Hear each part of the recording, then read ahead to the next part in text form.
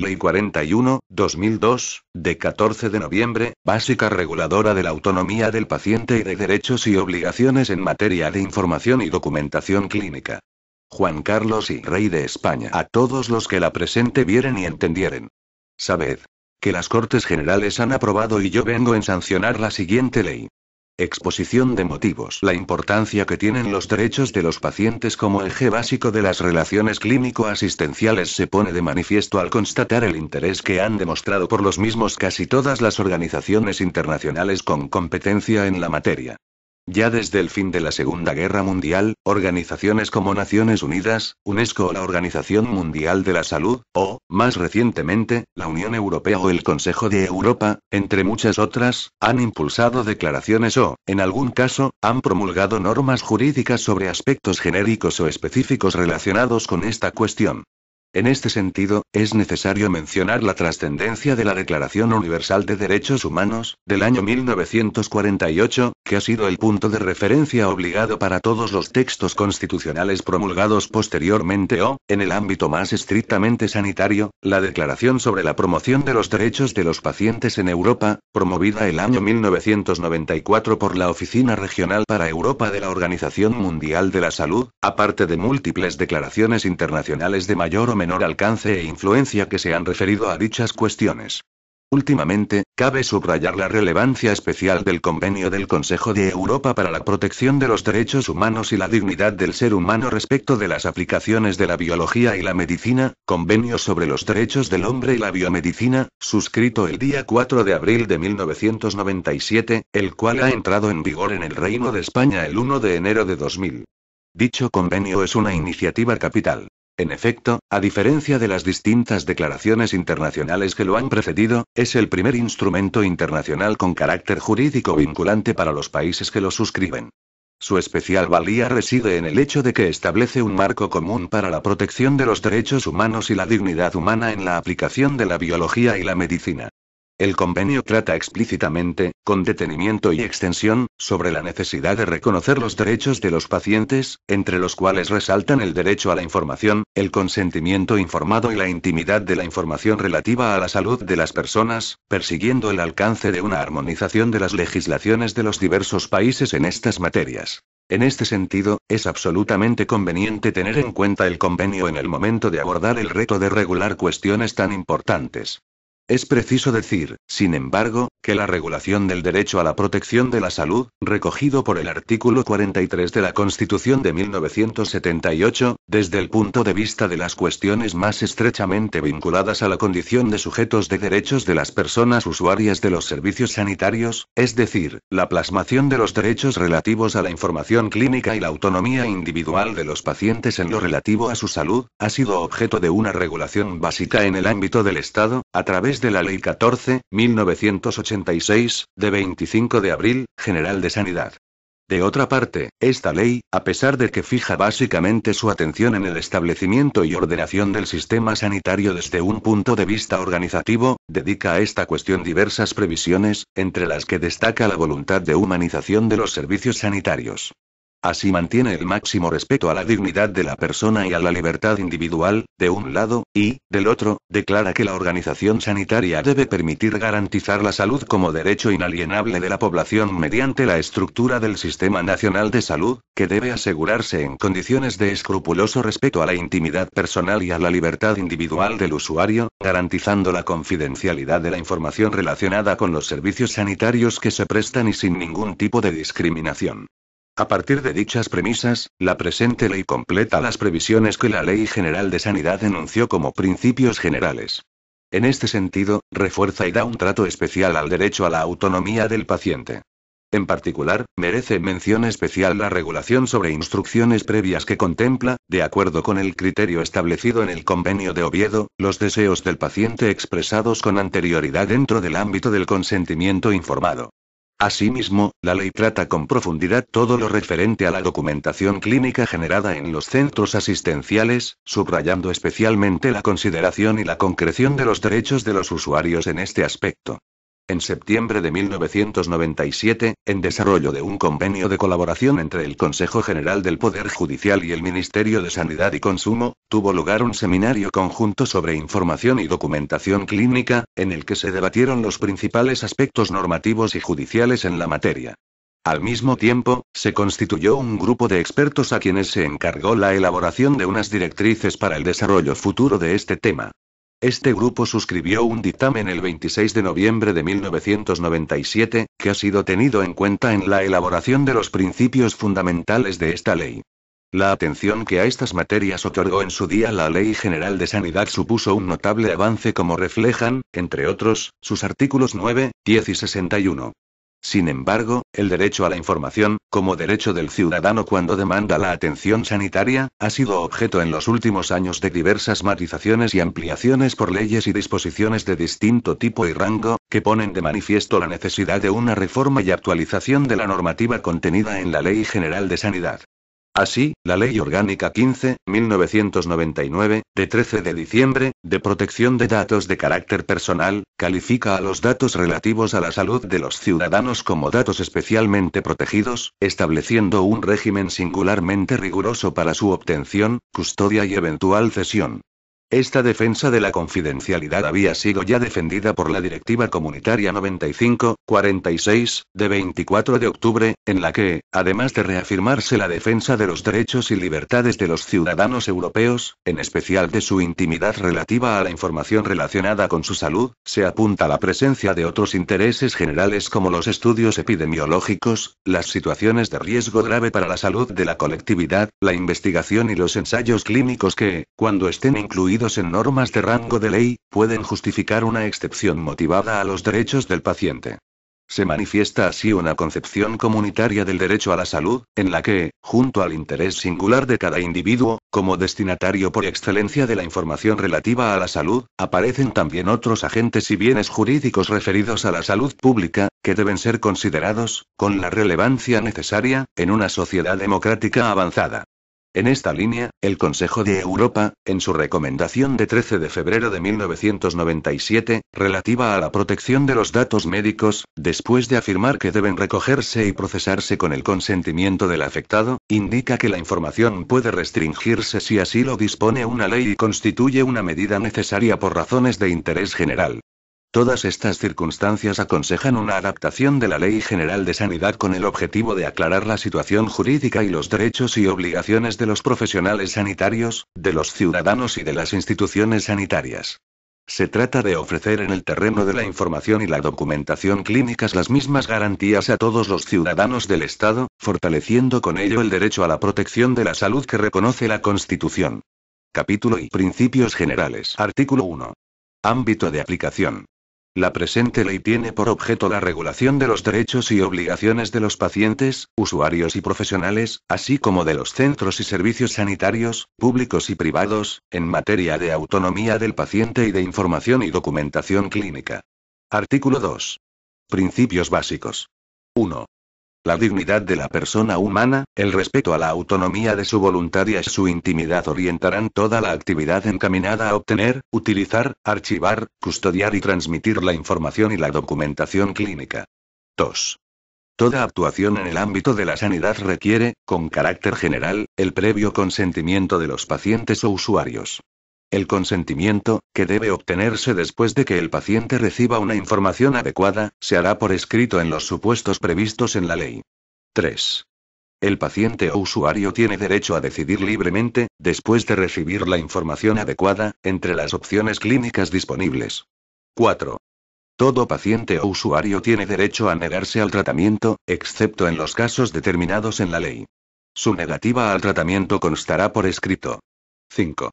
Los pacientes o usuarios tienen el deber de facilitar los datos sobre su estado físico o sobre su salud de manera leal y verdadera, así como el de colaborar en su obtención, especialmente cuando sean necesarios por razones de interés público o con motivo de la asistencia sanitaria. 6. Todo profesional que interviene en la actividad asistencial está obligado no solo a la correcta prestación de sus técnicas, sino al cumplimiento de los deberes de información y de documentación clínica, y al respeto de las decisiones adoptadas libre y voluntariamente por el paciente. 7. La persona que elabore o tenga acceso a la información y la documentación clínica está obligada de guardar la reserva debida. Artículo 3. Las definiciones legales. A efectos de esta ley se entiende por centro sanitario el conjunto organizado de profesionales, instalaciones y medios técnicos que realiza actividades y presta servicios para cuidar la salud de los pacientes y usuarios. Certificado médico. La declaración escrita de un médico que da fe del estado de salud de una persona en un determinado momento. Consentimiento informado. La conformidad libre, voluntaria y consciente de un paciente, manifestada en el pleno uso de sus facultades después de recibir la información adecuada, para que tenga lugar una actuación que afecta a su salud. Documentación clínica. El soporte de cualquier tipo o clase que contiene un conjunto de datos e informaciones de carácter asistencial. Historia clínica. El conjunto de documentos que contienen los datos, valoraciones e informaciones de cualquier índole sobre la situación y la evolución clínica de un paciente a lo largo del proceso asistencial. Información clínica. Todo dato, cualquiera que sea su forma, clase o tipo, que permite adquirir o ampliar conocimientos sobre el estado físico y la salud de una persona, o la forma de preservarla, cuidarla, mejorarla o recuperarla. Informe de alta médica. El documento emitido por el médico responsable en un centro sanitario al finalizar cada proceso asistencial de un paciente, que especifica los datos de este, un resumen de su historial clínico, la actividad asistencial prestada, el diagnóstico y las recomendaciones terapéuticas. Intervención en el ámbito de la sanidad. Toda actuación realizada con fines preventivos, diagnósticos, terapéuticos, rehabilitadores o de investigación. Libre elección. La facultad del paciente o usuario de optar, libre y voluntariamente, entre dos o más alternativas asistenciales, entre varios facultativos o entre centros asistenciales, en los términos y condiciones que establezcan los servicios de salud competentes, en cada caso. Médico responsable. El profesional que tiene a su cargo coordinar la información y la asistencia sanitaria del paciente o del usuario, con el carácter de interlocutor principal del mismo en todo lo referente a su atención e información durante el proceso asistencial, sin perjuicio de las obligaciones de otros profesionales que participan en las actuaciones asistenciales. Paciente. La persona que requiere asistencia sanitaria y está sometida a cuidados profesionales para el mantenimiento o recuperación de su salud. Servicio sanitario. La unidad asistencial con organización propia, dotada de los recursos técnicos y del personal cualificado para llevar a cabo actividades sanitarias. Usuario. La persona que utiliza los servicios sanitarios de educación y promoción de la salud, de prevención de enfermedades y de información sanitaria. Capítulo I. El derecho de información sanitaria. Artículo 4. Derecho a la información asistencial. 1. Los pacientes tienen derecho a conocer, con motivo de cualquier actuación en el ámbito de su salud, toda la información disponible sobre la misma, salvando los supuestos exceptuados por la ley. Además, toda persona tiene derecho a que se respete su voluntad de no ser informada.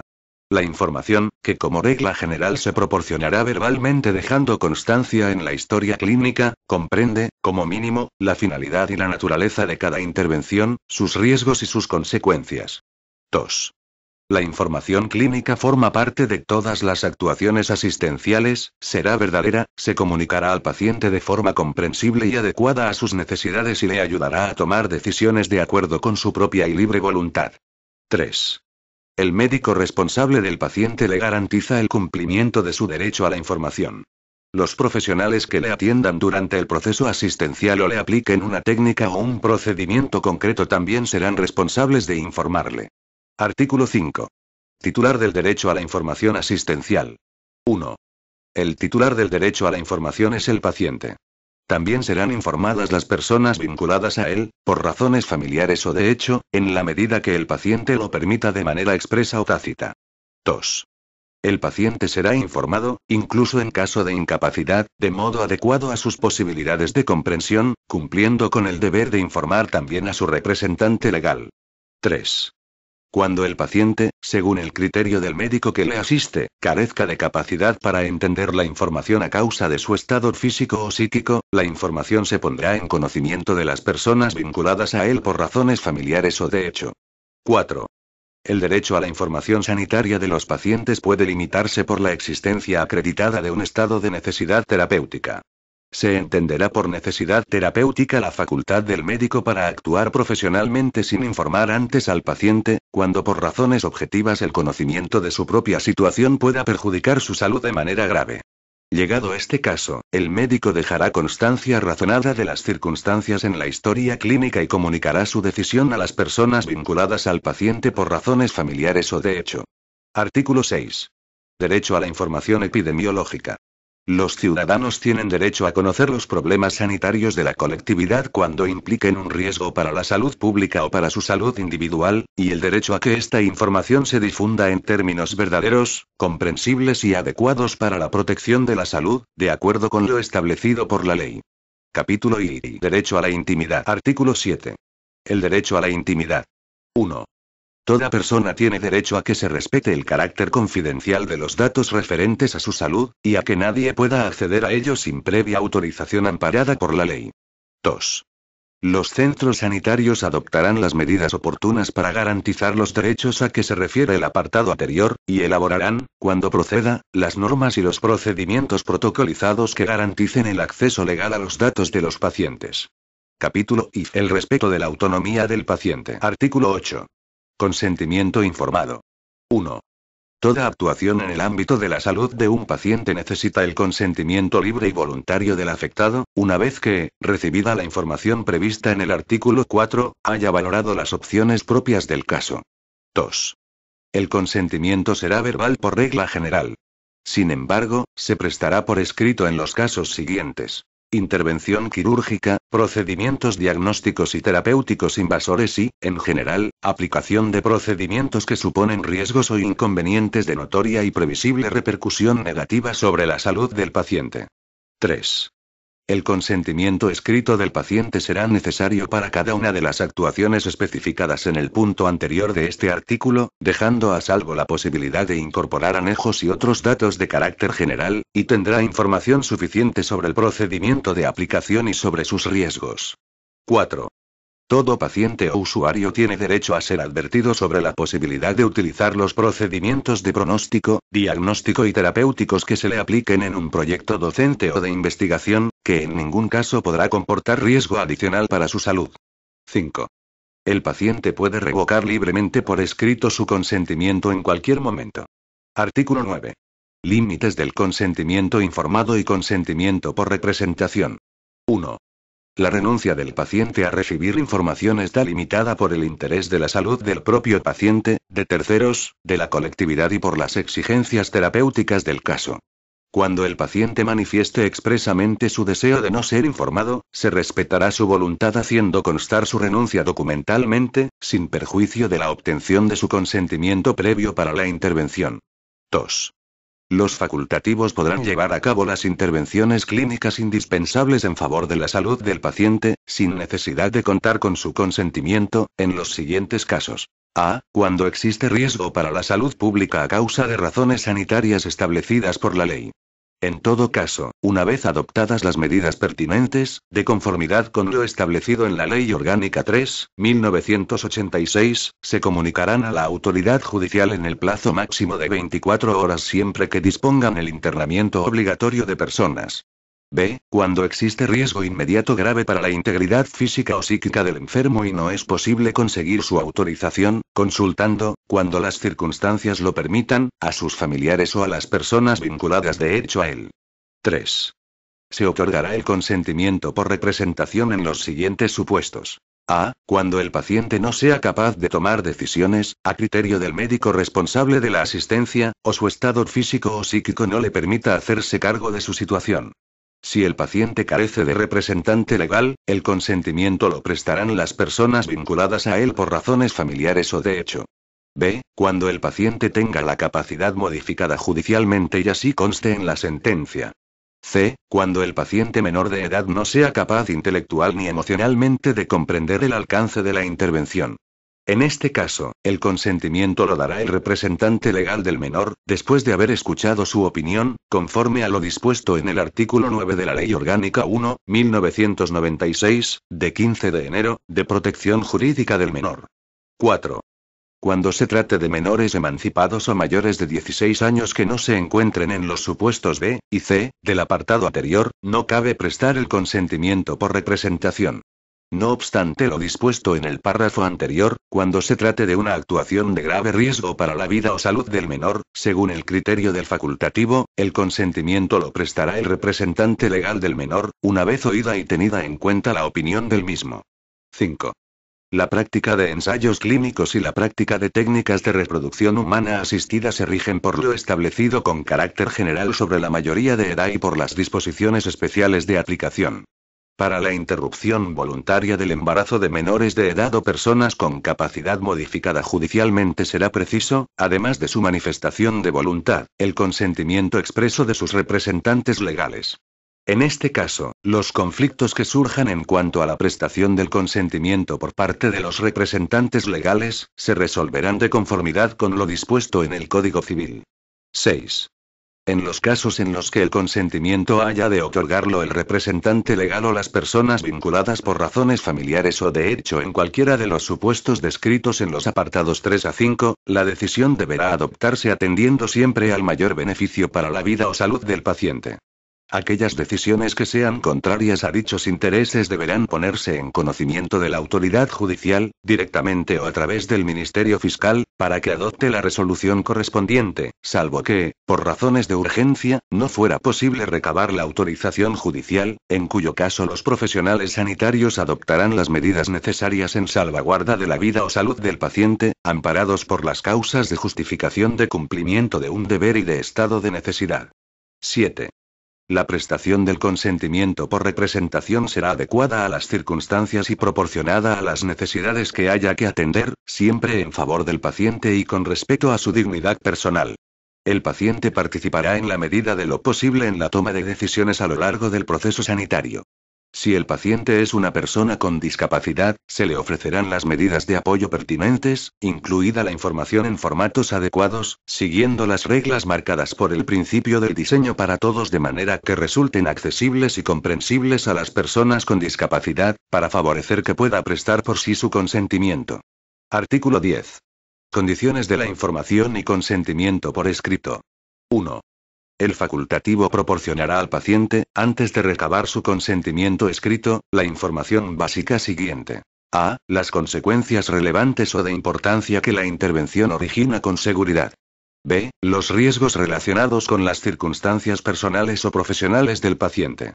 C. Los riesgos probables en condiciones normales, conforme a la experiencia y al estado de la ciencia o directamente relacionados con el tipo de intervención. D. Las contraindicaciones. 2. El médico responsable deberá ponderar en cada caso que cuanto más dudoso sea el resultado de una intervención, más necesario resulta el previo consentimiento por escrito del paciente. Artículo 11. Instrucciones previas. 1. Por el documento de instrucciones previas, una persona mayor de edad, capaz y libre, manifiesta anticipadamente su voluntad, con objeto de que ésta se cumpla en el momento en que llegue a situaciones en cuyas circunstancias no sea capaz de expresarlos personalmente, sobre los cuidados y el tratamiento de su salud o, una vez llegado el fallecimiento, sobre el destino de su cuerpo o de los órganos del mismo. El otorgante del documento puede designar, además, un representante para que, llegado el caso, sirva como interlocutor suyo con el médico o el equipo sanitario para procurar el cumplimiento de las instrucciones previas. 2. Cada servicio de salud regulará el procedimiento adecuado para que, llegado el caso, se garantice el cumplimiento de las instrucciones previas de cada persona, que deberán constar siempre por escrito. 3. No serán aplicadas las instrucciones previas contrarias al ordenamiento jurídico, a la lex artis, ni las que no se correspondan con el supuesto de hecho que el interesado haya previsto en el momento de manifestarlas. En la historia clínica del paciente quedará constancia razonada de las anotaciones relacionadas con estas previsiones. 4. Las instrucciones previas podrán revocarse libremente en cualquier momento dejando constancia por escrito. 5. Con el fin de asegurar la eficacia en todo el territorio nacional de las instrucciones previas manifestadas por los pacientes y formalizadas de acuerdo con lo dispuesto en la legislación de las respectivas comunidades autónomas, se creará en el Ministerio de Sanidad y Consumo el Registro Nacional de Instrucciones Previas que se regirá por las normas que reglamentariamente se determinen, previo acuerdo del Consejo Interterritorial del Sistema Nacional de Salud. Artículo 12. Información en el Sistema Nacional de Salud. 1. Además de los derechos reconocidos en los artículos anteriores, los pacientes y los usuarios del Sistema Nacional de Salud tendrán derecho a recibir información sobre los servicios y unidades asistenciales disponibles, su calidad y los requisitos de acceso a ellos. 2. Los servicios de salud dispondrán en los centros y servicios sanitarios de una guía o carta de los servicios en la que se especifiquen los derechos y obligaciones de los usuarios, las prestaciones disponibles, las características asistenciales del centro o del servicio, y sus dotaciones de personal, instalaciones y medios técnicos. Se facilitará a todos los usuarios información sobre las guías de participación y sobre sugerencias y reclamaciones. 3. Cada servicio de salud regulará los procedimientos y los sistemas para garantizar el efectivo cumplimiento de las previsiones de este artículo. Artículo 13. Derecho a la información para la elección de médico y de centro. Los usuarios y pacientes del Sistema Nacional de Salud, tanto en la atención primaria como en la especializada, tendrán derecho a la información previa correspondiente para elegir médico, e igualmente centro, con arreglo a los términos y condiciones que establezcan los servicios de salud competentes. Capítulo V. La historia clínica. Artículo 14. Definición y archivo de la historia clínica. 1. La historia clínica comprende el conjunto de los documentos relativos a los procesos asistenciales de cada paciente, con la identificación de los médicos y de los demás profesionales que han intervenido en ellos, con objeto de obtener la máxima integración posible de la documentación clínica de cada paciente, al menos, en el ámbito de cada centro. 2. Cada centro archivará las historias clínicas de sus pacientes, cualquiera que sea el soporte papel, audiovisual, informático o de otro tipo en el que consten, de manera que queden garantizadas su seguridad, su correcta conservación y la recuperación de la información. 3.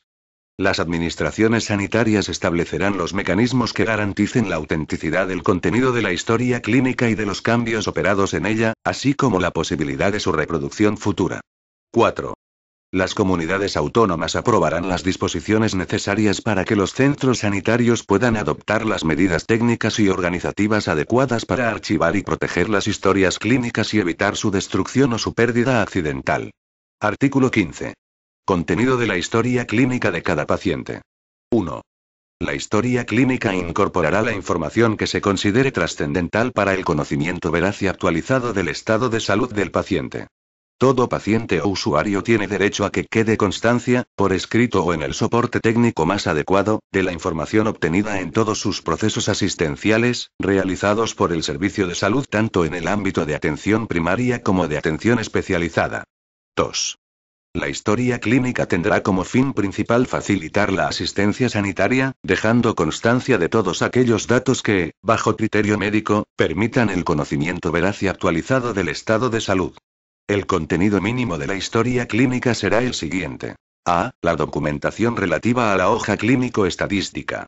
B. La autorización de ingreso. C. El informe de urgencia. D. La anamnesis y la exploración física. E. La evolución. F. Las órdenes médicas. G. La hoja de interconsulta.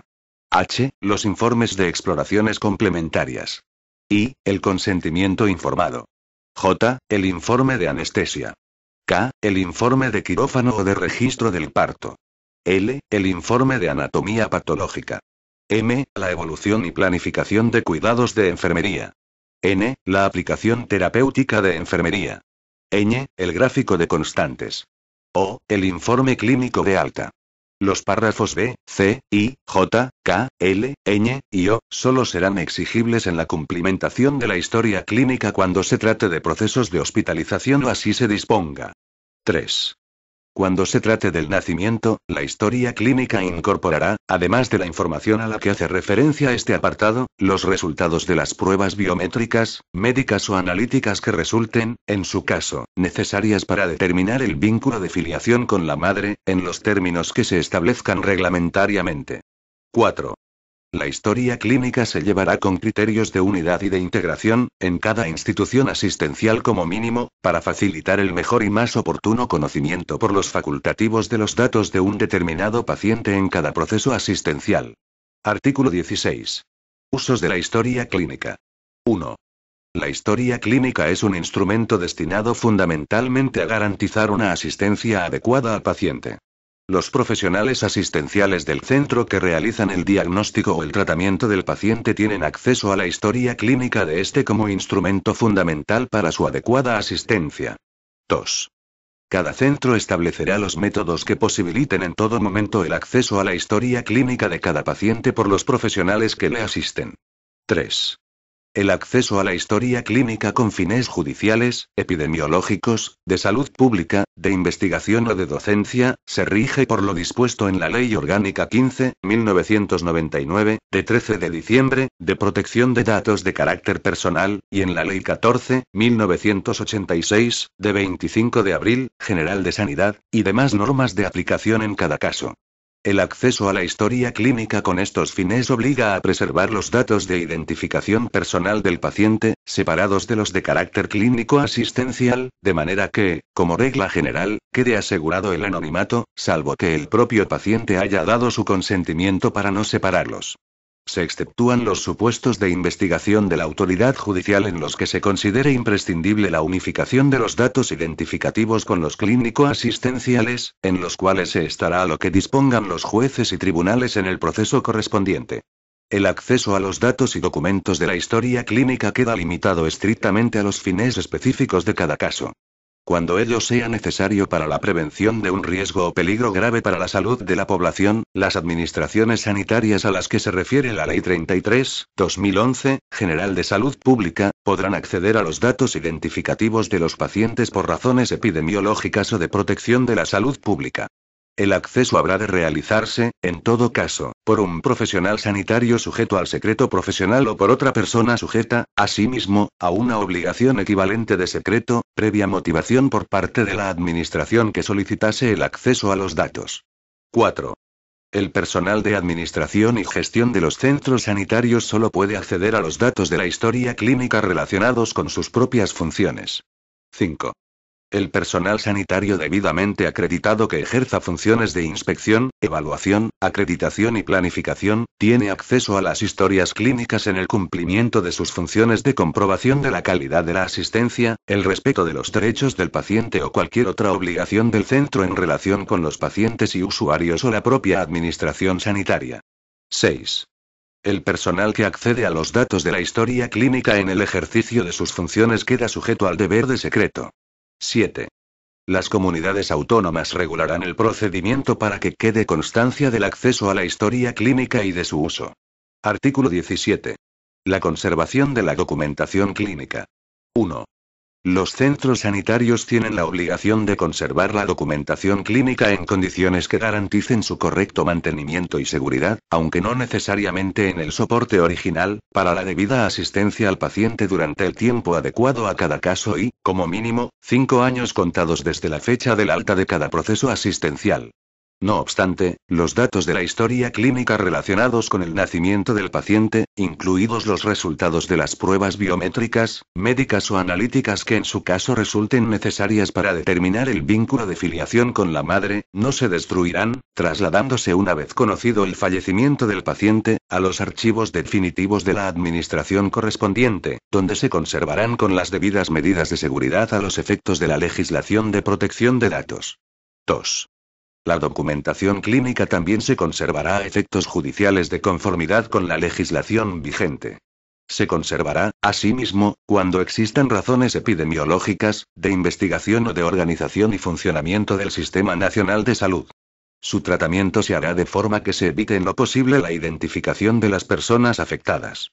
Sin perjuicio del derecho al que se refiere el artículo siguiente, los datos de la historia clínica relacionados con las pruebas biométricas, médicas o analíticas que resulten necesarias para determinar el vínculo de filiación con la madre del recién nacido, solo podrán ser comunicados a petición judicial, dentro del correspondiente proceso penal o en caso de reclamación o impugnación judicial de la filiación materna.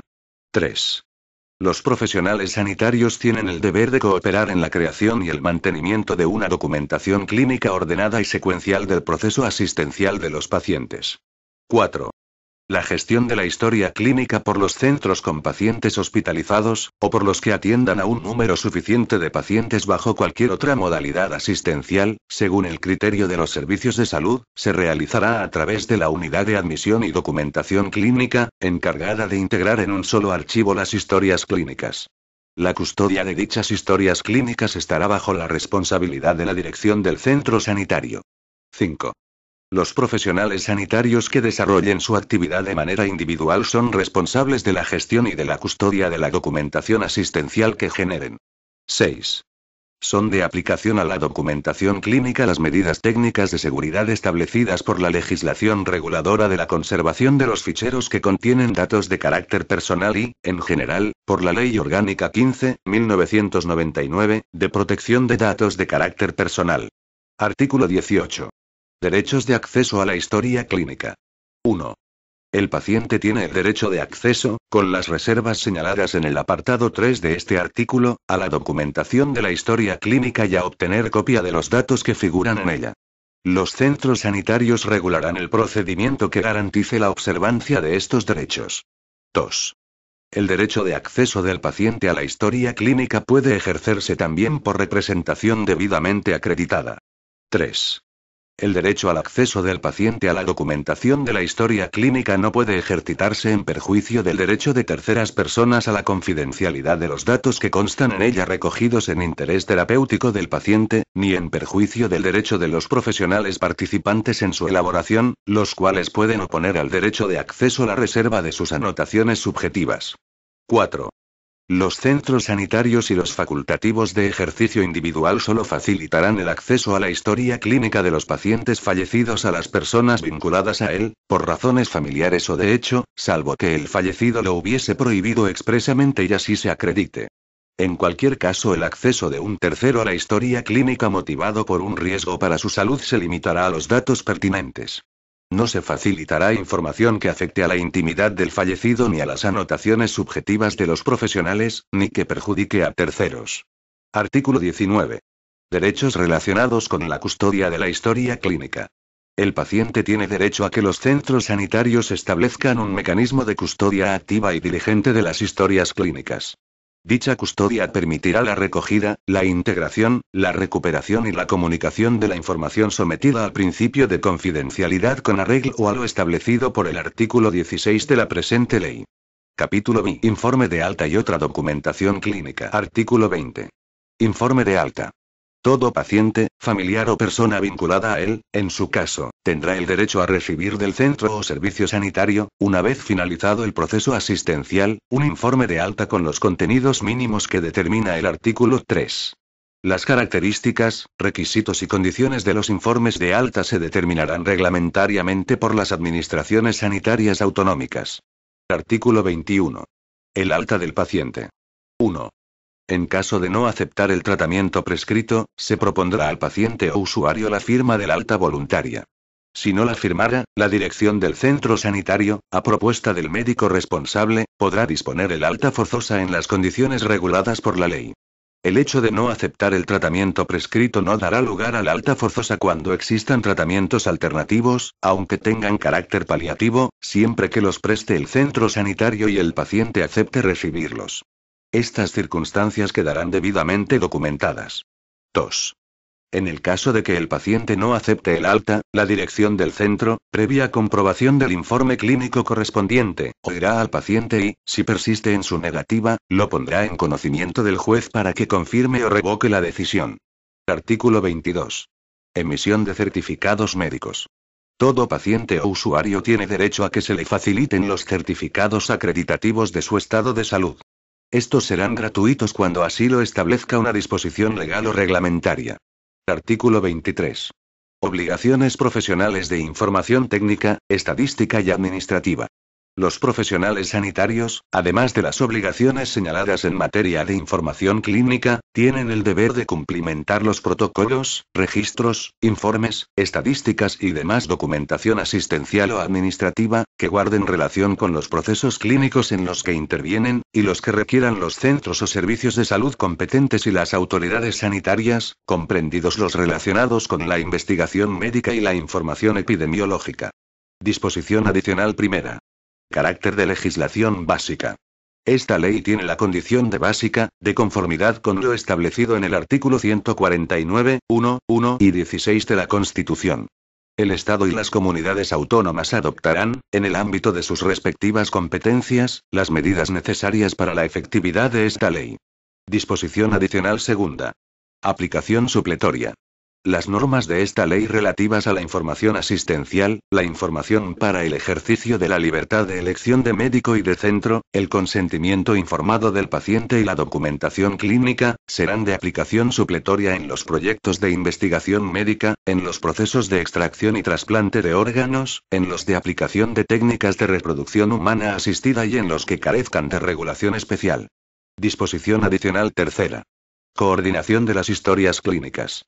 El Ministerio de Sanidad y Consumo, en coordinación y con la colaboración de las comunidades autónomas competentes en la materia, promoverá, con la participación de todos los interesados, la implantación de un sistema de compatibilidad que, atendida la evolución y disponibilidad de los recursos técnicos, y la diversidad de sistemas y tipos de historias clínicas, posibilite su uso por los centros asistenciales de España que atiendan a un mismo paciente, en evitación de que los atendidos en diversos centros se sometan a exploraciones y procedimientos de innecesaria repetición. Disposición adicional cuarta. Necesidades asociadas a la discapacidad. El Estado y las comunidades autónomas, dentro del ámbito de sus respectivas competencias, dictarán las disposiciones precisas para garantizar a los pacientes o usuarios con necesidades especiales, asociadas a la discapacidad, los derechos en materia de autonomía, información y documentación clínica regulados en esta ley. Disposición adicional quinta. Información y documentación sobre medicamentos y productos sanitarios. La información, la documentación y la publicidad relativas a los medicamentos y productos sanitarios, así como el régimen de las recetas y de las órdenes de prescripción correspondientes, se regularán por su normativa específica, sin perjuicio de la aplicación de las reglas establecidas en esta ley en cuanto a la prescripción y uso de medicamentos o productos sanitarios durante los procesos asistenciales. Disposición adicional sexta. Régimen sancionador. Las infracciones de lo dispuesto por la presente ley quedan sometidas al régimen sancionador previsto en el capítulo sexto del título primero de la Ley 14.1986, General de Sanidad, sin perjuicio de la responsabilidad civil o penal y de la responsabilidad profesional o estatutaria procedentes en derecho. Disposición transitoria única. Informe de alta. El informe de alta se regirá por lo dispuesto en la orden del Ministerio de Sanidad, de 6 de septiembre de 1984, mientras no se desarrolle legalmente lo dispuesto en el artículo 20 a tal ley. Disposición derogatoria única. Derogación general y de preceptos concretos. Quedan derogadas las disposiciones de igual o inferior rango que se opongan a lo dispuesto en la presente ley y, concretamente, los apartados 5, 6, 8, 9 y 11 del artículo 10, el apartado 4 del artículo 11 y el artículo 61 de la Ley 14.1986, General de Sanidad. Disposición final única. Entrada en vigor. La presente ley entrará en vigor en el plazo de 6 meses a partir del día siguiente al de su publicación en el Boletín Oficial del Estado. Por tanto, mando a todos los españoles, particulares y autoridades, que guarden y hagan guardar esta ley. Madrid, 14 de noviembre de 2002. Juan Carlos R. El presidente del Gobierno, José María Aznar López.